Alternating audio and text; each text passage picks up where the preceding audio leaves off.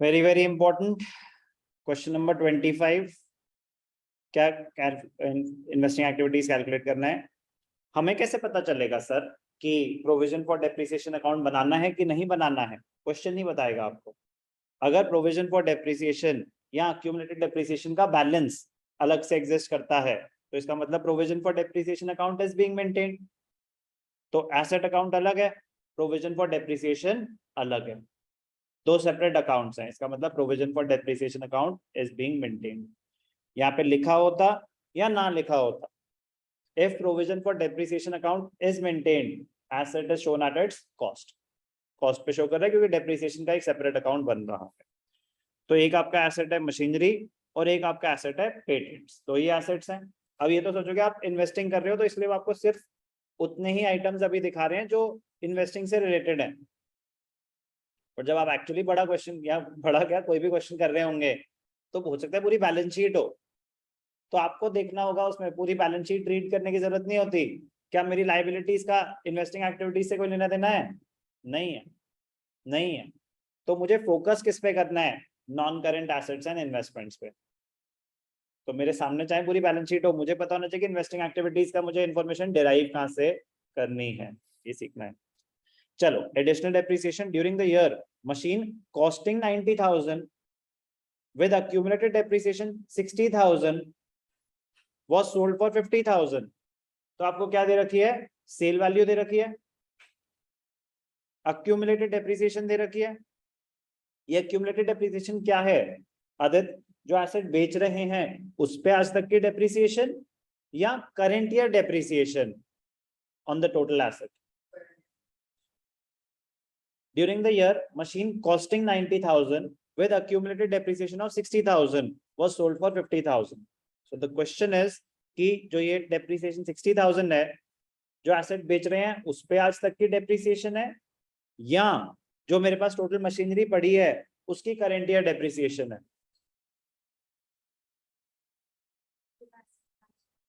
पूरे एसेट पे आज तक की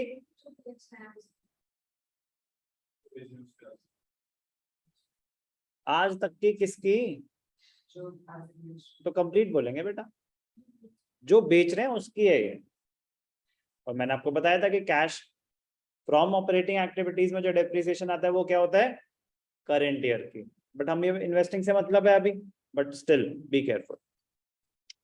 patents were written off, patents written off were 50,000। मतलब पेटेंट्स रिटन ऑफ मतलब टैंजिबल एसेट्स में डेप्रिसिएशन होती है, इसमें अमोर्टाइजेशन होती है। while a part of the assets, part of the patents were sold at a profit of 40,000। very very very very important, interesting but easy। अभी देखना presentation क्या होगी। चलो, दो अकाउंट्स हैं, मशीनरी और पेटेंट्स। पहले बात करते हैं मशीनरी की। Provision for depreciation account is being maintained, तो इसको दिखाएंगे कैसे? Two separate accounts will be prepared. एक बनेगा मशीनरी अकाउंट और एक बनेगा accumulated depreciation अकाउंट। दो अकाउंट बनेंगे। Machinery to balance BD opening balance, Y balance CD closing balance. Depreciation liability credit balance, Y balance BD opening balance,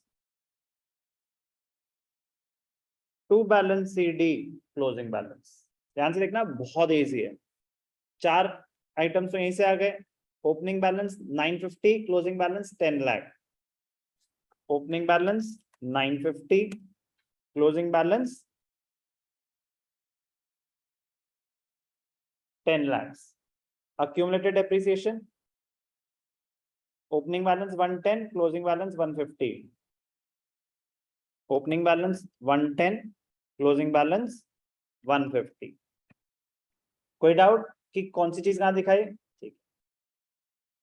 provision for depreciation में total सिर्फ 4 entries हो सकती हैं। प्रोविजन फॉर डेप्रिसिएशन अकाउंट में सिर्फ 4 entries हो सकती हैं, opening balance, closing balance, current year depreciation और depreciation on the asset sold. तो अब हमें यहाँ पे क्या गिवन था? Depreciation on the asset sold. तो उसकी एंट्री क्या होती है? अक्यूमुलेटेड डेप्रिसिएशन से ट्रांसफर हो रहा होता है एसेट अकाउंट में। तो क्या लिखते हैं यहाँ पे? To machinery account.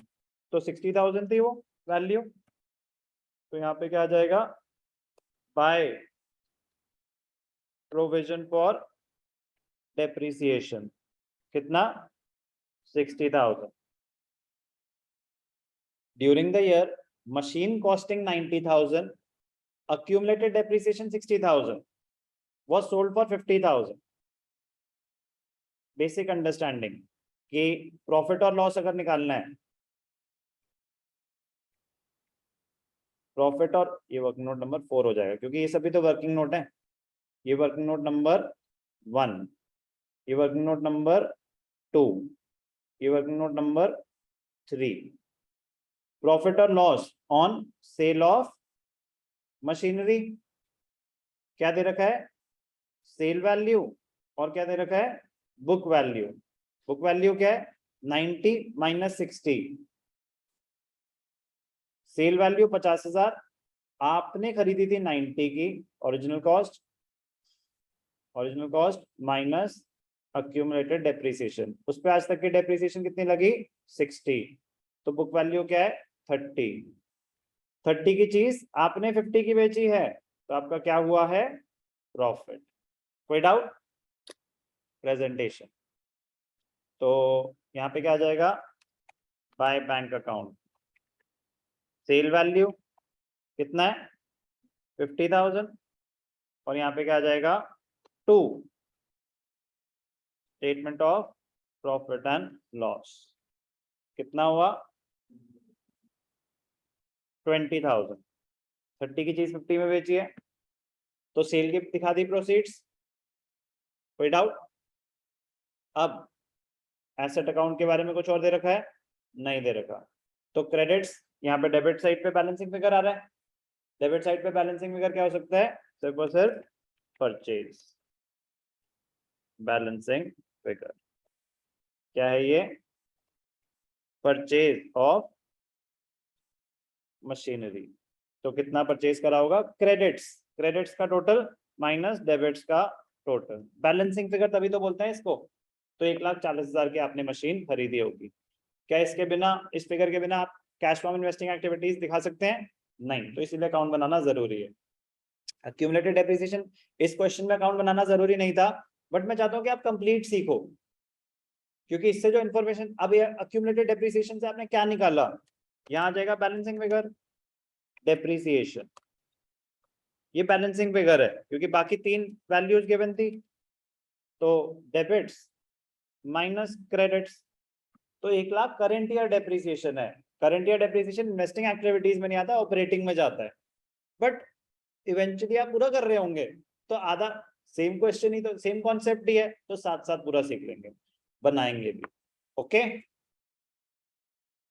Machinery account और अक्यूमुलेटेड डेप्रिसिएशन अकाउंट, कोई डाउट, नींद आ रही है, ध्यान से देखेंगे, डन। पेटेंट्स एसेट है 3,00,000 2,00,000,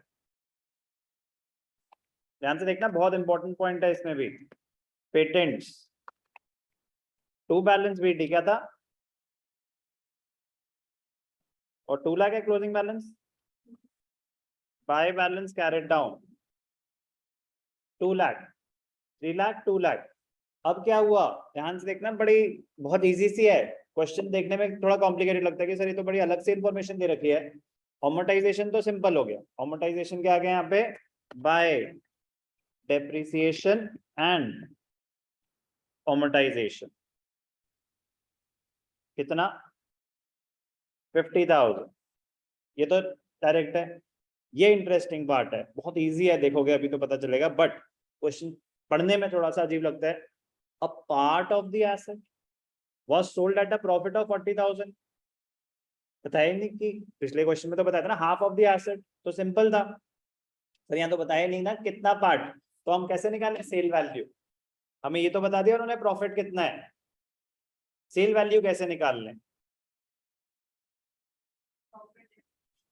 गुड, वेरी गुड, जो पता है वो दिखाओ, कहाँ दिखाते हैं, क्या आ जाएगा यहाँ पे, 2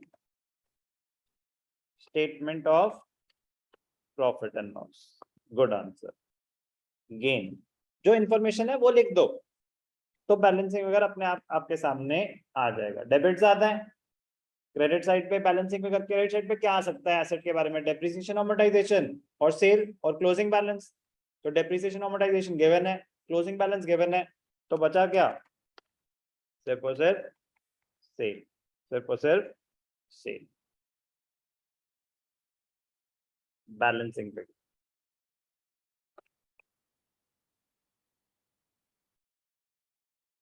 $340 माइनस 250, समझ आई बात। Cell value 90,000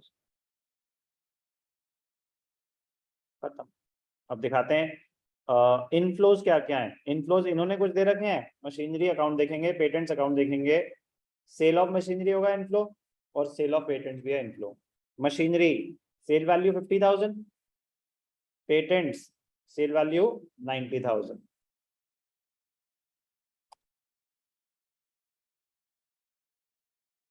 proceeds from sale of machinery, proceeds from sale of patents। Machinery कितने की बेची थी, 50,000 और पेटेंट्स 90,000। 50,000 फिर बाहर ले गया मैं, सारी कैलकुलेशन डिटेल्स कॉलम में, 50,000 एंड 90,000। इनफ्लो और कोई था, मशीनरी, बाय बैंक आ गया, यहाँ पे बाय बैंक आ गया। आउटफ्लो मशीनरी खरीदी हमने कोई टू बैंक 140, पेटेंट्स खरीदे हमने कोई नहीं खरीदे, आ रहा था ना टू बैंक, तो सिर्फ मशीनरी खरीदी 140। तो यहाँ पे क्या आ जाएगा, कोई एडलेस नहीं, ऐसे डायरेक्टली परचेज ऑफ मशीनरी कितना था 140 माइनस आइटम है 140। इनफ्लोज कितने 140, आउटफ्लोज कितने 140। तो नेट रिजल्ट क्या आया, निल। तो cash from investing activities is निल। हो सकता है निल, हो सकता है निल, हो चुका है निल, आपके सामने है। When the inflows are equal to the outflows, तो cash from investing activities would be nil. Easy, easy for those जिनको ये बेसिक रूल्स ऑफ अकाउंटिंग बताएं कि अकाउंट कैसे, और मतलब प्लीज नहीं भी पता तो हमने पूरा तो दोबारा कर लिया, यस और नो, क्या सारी इंफॉर्मेशन जो अभी यूज हुई दोबारा करी है हमने, तो आराम से ध्यान से करेंगे हो जाएगा। इसके बिना हो नहीं पाएगा इन्वेस्टिंग। तो ये क्रिस्टल क्लियर होना जरूरी है कि किसी भी अकाउंट में डेबिट पे क्या दिखा रहे हो, क्रेडिट, क्योंकि आइटम बहुत लिमिटेड है। तुक्का मत मारना, अगर तुक्का मारना पड़ रहा है तो मतलब आपको समझ नहीं आया तो पूछ लो, क्योंकि कॉन्सेप्ट बहुत छोटा सा है। दोबारा एक्सप्लेन कर दूंगा कि सर ये डेबिट साइड पे क्या अमाउंट आया, क्यों आया, क्रेडिट साइड पे क्या अमाउंट आया, क्यों आया।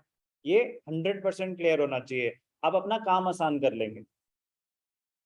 चलो क्या था ये, क्वेश्चन नंबर 25। तो बेटा इन्वेस्टिंग एक्टिविटीज में दो ही तरीके के क्वेश्चन हो सकते हैं, एक जिनमें एसेट अकाउंट में प्रोविजन फॉर डेप्रिसिएशन मेंटेन नहीं हो रहा, एक जिनमें प्रोविजन फॉर डेप्रिसिएशन मेंटेन हो रहा है। सिर्फ इसी दो टाइप ऑफ क्वेश्चंस पे घूमते रहेंगे इन्वेस्टिंग एक्टिविटीज। बाकी बनाने को interest receive, dividend receive, rent receive, वो इन्फॉर्मेशन डाल देंगे, उनके पास ज्यादा है नहीं इन्वेस्टिंग एक्टिविटीज को कॉम्प्लिकेट करने के लिए, बट कोशिश तो वो करेंगे ना पूरी। तो वहां आपकी presence of mind, basic calculation, format change नहीं हो जाएगा, रूल्स चेंज नहीं हो जाएंगे, क्वेश्चन में बस कैलकुलेशंस और इंटरेस्टिंग हो सकती